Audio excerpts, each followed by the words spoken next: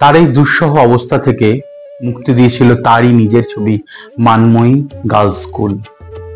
এই ছবি টানা 10 সপ্তাহ ধরে বিভিন্ন হলে চলেছিল। এই ছবিতেই তিনি প্রথম গানের রেকর্ড করেন। এই গান তার জীবনে যেন এক ঝলক মুক্ত বাতাস বয়ে নিয়ে এসেছিল।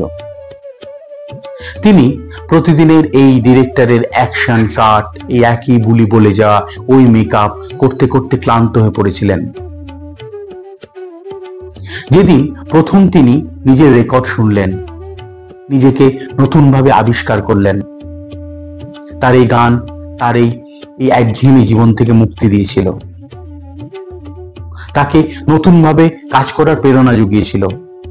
তিনি কিন্তু অভিনয়কে ছোট করেননি, কিন্তু তিনি গানকে একটু বেশি ভালোবেসেছিলেন, কারণ তার এই গান খুব মনের কাছাকাছি ছিল। এই ছবির পরেই বিভিন্ন গ্রামোফোন কোম্পানি থেকে তার গান রেকর্ডের জন্য ডাক আসতে থাকে। অভিনেত্রীর পাশাপাশি তিনি গায়িকা হিসেবে আস্তে আস্তে সুপ্রতিষ্ঠিত হতে থাকেন।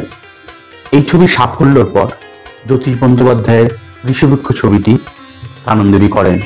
এই ছবিতে কুন্দনন্দিনীর চরিত্রে অভিনয় করে সকলের মন কাড়েন। এর সঙ্গে সঙ্গে পাশাপাশি তিনি হিন্দি ছবিতেও অভিনয় করতে থাকেন।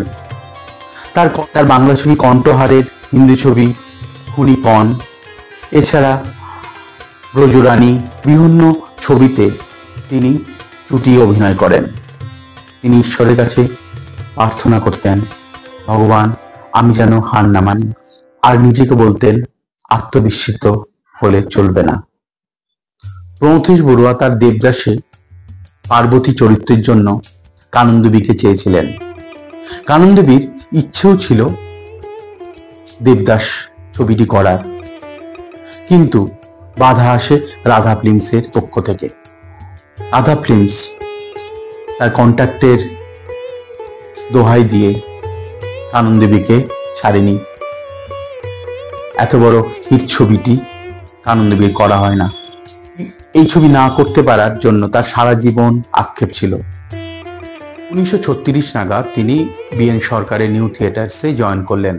নিউ থিয়েটার্সে তার প্রথম ছবি হলো বিদ্যাপতি। এই বিদ্যাপতি ছবিতে অনুরাধার চরিত্রে অভিনয় করেন।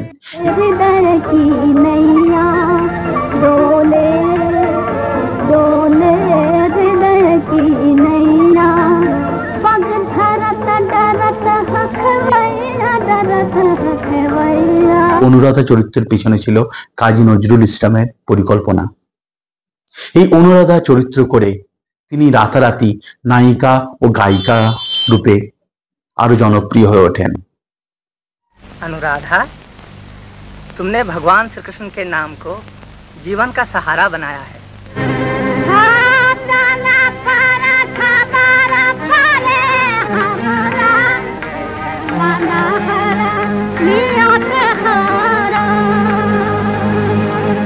अब जग में कौन हमारा, अब जग में कौन हमारा, पंख लगे उड़ जाए सखी, पंख लगे उड़ जाए सखी, तेरा साथ रहे दिन रात, तेरा साथ रहे दिन रात। এই ছবির পরিচালক ছিল দেবকী কুমার বসু, সুরকার রায়চাঁদ বড়াল এবং সঙ্গে কাজী নজরুল ইসলাম।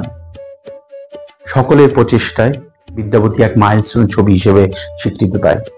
ওই সময়ে অভিনেতা বা অভিনেত্রীদের গান আর অভিনয় একসাথে করতে হতো। এটা একটি কঠিন পরীক্ষা ছিল। কাননদেবী নিজের স্মৃতিচারণায় বলছেন, রায়চাঁদ বড়াল সুর চলাকালীন দূরে হাত তুলে দাঁড়িয়ে থাকতেন। আমাদের দূর থেকে তার হাত নাড়ানো দেখে বুঝে যেতে হতো যে আমাদের ঠিকঠাক গান সিং করছে অভিনয়ের সঙ্গে। তার ইশারায় বুঝতে পারতাম যে এই কঠিন পরীক্ষায় আমরা উত্তীর্ণ হয়েছি। আজকের মতো এখানেই সমাপ্ত। কাননদেবীকে জানতে আগামী পর্বে চোখ রাখুন।